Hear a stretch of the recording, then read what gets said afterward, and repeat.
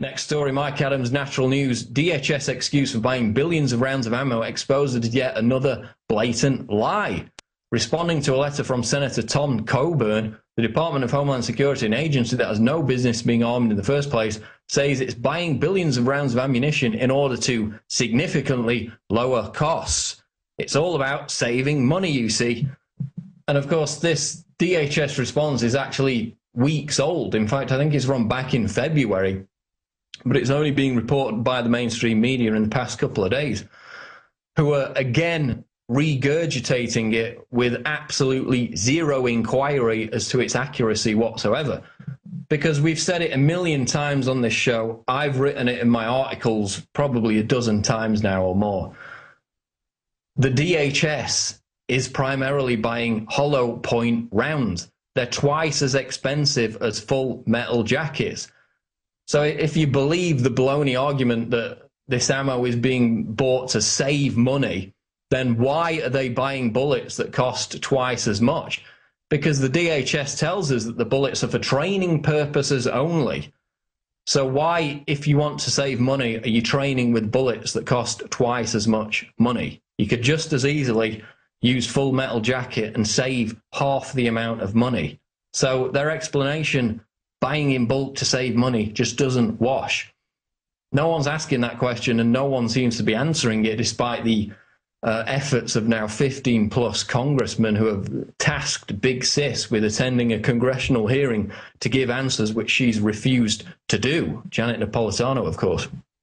So, you know, just like the leftist websites that claimed, based on one glib statement by a DHS official, that they debunked the entire conspiracy theory about Homeland Security bullet buys, this again is going to be regurgitated by the media to say, oh, they've already answered the question. Well, no, their response only increases the amount of questions that we're asking, because they haven't addressed the main fact, which is they're not saving money because the bullets they're buying cost twice as much as standard firing range training bullets that they could be buying. So Homeland Security, again, is not being honest with the American people, just as they lied about the safety of, you know, the X-ray body scanners for years before being forced to remove them. It appears that they're lying once again. Moving on now to global news. Islamic cleric issues fatwa permitting rape of Syrian women. Another Islamic cleric has gone public to announce a fatwa that permits US-backed FSA rebels to rape non-Sunni women in Syria as part of a, quote, sexual jihad that has seen girls as young as 14 transported into the country to service the need of anti-Assad militants. And this concerns a report out of Human Events where a Jordanian sheikh, and whatever gives him the right to say this, God only knows, has basically come out and said that it's perfectly acceptable for the Obama-backed terrorists in Syria to abduct and rape all non-Sunni Syrian women. So you're talking Christians, you're talking Alawites. If you're an FSA militant, you can just have your way with them, apparently, because this Jordanian sheikh says it's morally acceptable. And as CNS News reported last week, girls as young as 14 are being sent to Syria from other Middle East and North African countries, following a call by a different sheikh, a Saudi scholar named Mohammed al-Afiri, for rebels to engage in, quote, sexual jihad, a so-called temporary marriage that amounts to little more than sex slavery. These are the rebels that your tax money is paying for. Now they're actually transporting in 14-year-old girls for them to rape. And this Saudi sheikh, this other sheikh, say that it's morally acceptable as part of the sexual jihad. Completely backwards, asinine, Stone Age thinking, and yet it's going on. Mainstream media dares not even talk about it. And is it any surprise? I mean, they're still being portrayed by the mainstream media as freedom fighters, yet they can't even maintain the sanctity of their own extremist, fundamentalist beliefs. So, you know, they decry all the infidels as being morally bankrupt for refusing to sign up for their Sharia law, and yet they're the ones raping children. And they call people who oppose them infidels, and they're the ones raping kids. Try and get that through your head. And the fact that it's all being paid for, $500 million now, with your tax dollars. 1 million died from Afghan heroin drug production, 40 times higher since NATO op.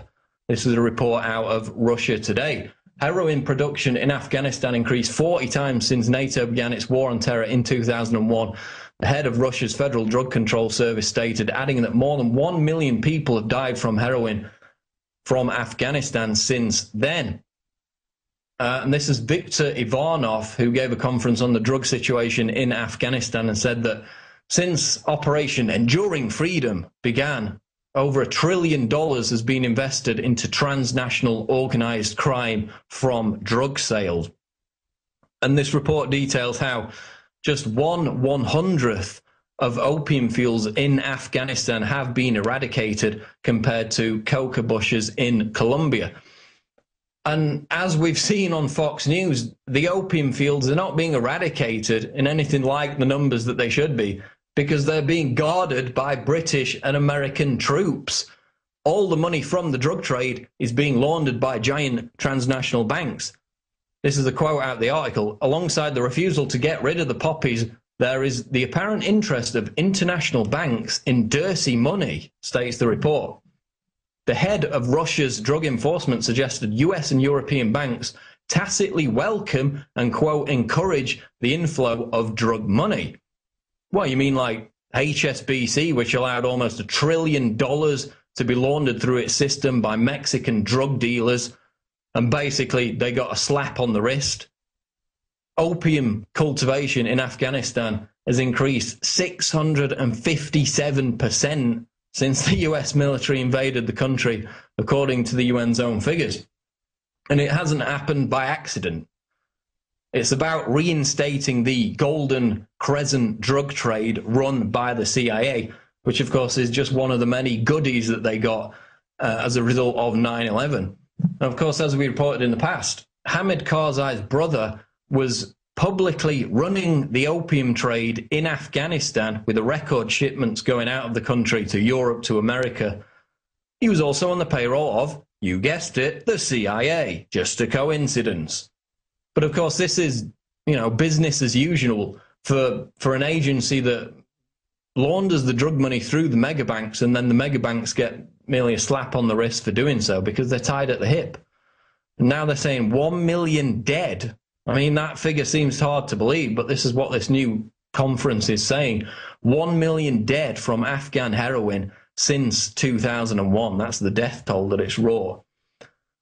And that's coming out of a Russian conference that took place recently, reported by RT. So there you have it. I mean, the CIA, again, are the biggest drug dealers in the world, and the big banks that launder the money for them continue to do so and continue to get away with it. Obama senior advisor laments Drudge Report effect on the news. This is out of the Washington Examiner. During a Playbook breakfast event with Politico's Mike Allen, White House senior advisor Dan Pfeiffer lamented the effect of the Drudge Report on the news cycle. So let's go to this clip.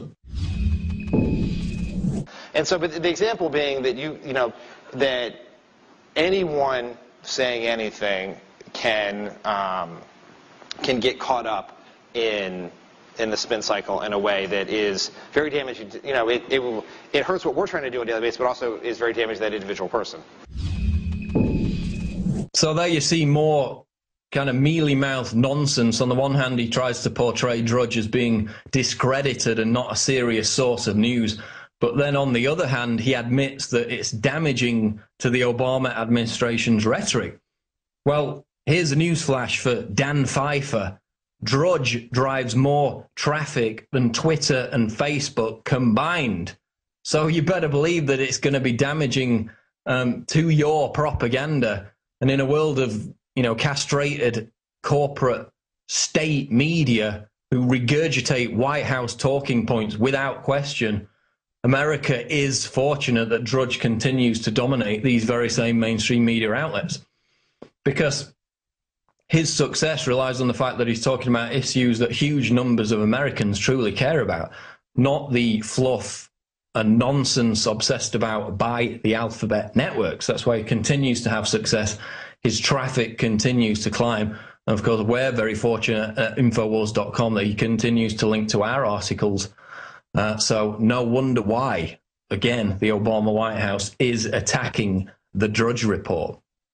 Final story tonight. Report: third of U.S. West Coast children hit with thyroid problems following Fukushima. This is Anthony Gucciardi out of Natural Society. Still think that the Fukushima nuclear meltdown of 2011 never affected the United States public. Young children born in the United States West Coast, right in the line of fire for radioactive isotopes, have been found to be 28% more likely to develop congenital hyperthyroidism than infants born the year before the incident. The study followed children born in California, Alaska, Washington, Hawaii, and Oregon between 1 and 16 weeks after the horrific meltdown at Fukushima back in March 2011. Published in the Open Journal of Pediatrics by researchers affiliated with the Radiation and Public Health Project, the information further lends credence to previous documentation regarding the way in which radioactive fallout ended up on US soil. And this, of course, follows the report that came out in February that 44% of children in Japan have thyroid abnormalities in the aftermath of Fukushima. And it's going to take years before we know the full extent of the damage. Remember, the Chernobyl nuclear disaster caused nearly 1 million cancer deaths worldwide, according to the New York Academy of Sciences. So again, it turns out that the conspiracy theorists were right. You know, as the governments across the world raised safe radiation levels and told you that nuclear fallout was nutritious, not to worry about it, turns out not to be the case.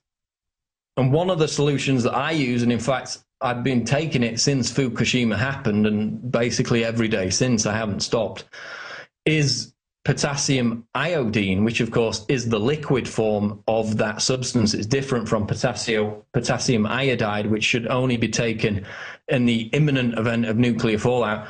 But it's actually a health supplement, easily obtainable, and it has numerous different benefits, but the main one is working to reduce the levels of radioactive iodine uptake in the thyroid, which of course helps to prevent the development of thyroid cancer. So it's a shame that all those parents on the west coast of America didn't pay attention to the reports of the nuclear fallout coming across from Fukushima across the Pacific Ocean, of course, getting in the tuna, getting in the fish, because if they did, their kids might not now be getting this debilitating illness. So again, the moral of the story is don't believe the crazy conspiracy theorists. Nuclear fallout is good for you. It's nutritious. Trust the government. Trust them that you can survive just by sticking your head in the sand and not paying attention.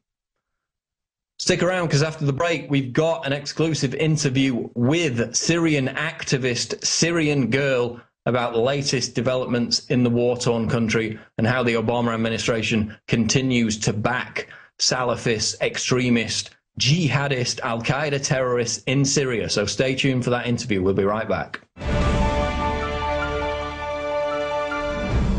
I'm Darren McBreen, and these are some of the new items that are available now at InfoWarsShop.com. Alert the public to Obama's blatant abuse of power with the new Obama t-shirt. Obama's Joker face on the front and "Come and Take It" on the back. It's time to publicly call him out for what he is, a tyrant. Defend the Second Amendment with our top seller "Come and Take It" t-shirts. And look at that, women's cut tank tops and t-shirts now available. Nice hat. Plus the "Don't Tread on Me" flag. And now you can become a micro distributor of the InfoWars magazine. Plus, get your own copy delivered right to your door each and every month.